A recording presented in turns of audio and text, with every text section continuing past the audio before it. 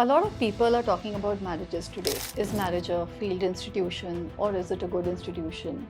There's a lot of debates regarding it, but I have a perspective to it. मेरे opinion में a lot of people get married not because they actually want to get married. एक तो social conditioning होती ही है कि शादी करना है, family बढ़ानी है, biological clock होता है. उस चीज़ को अगर मैं side भी रखूँ, I'm just talking about the mindset here. A lot of people get married not because they want to get married or not because they really love that person. It could be an infatuation also.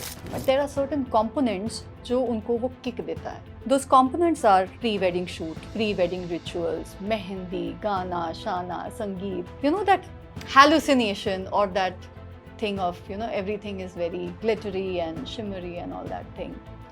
And then honeymoon, बहुत ज़्यादा excitement होता है. This is what people think when it comes to marriage. But then जब शादी हो जाती है and then that mindset is gone, all the fun is gone, all the drama is gone, all the socializing is gone. Then comes the real part, which is the responsibility. Now my question to all of you is, were you ready for that responsibility? Did you get married with the right mindset or you just had to get married? That's why you got married.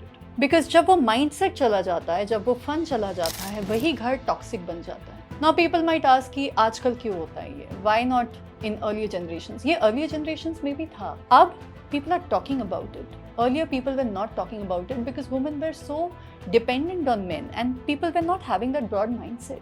तो वो चुप करके सहते रहते थे.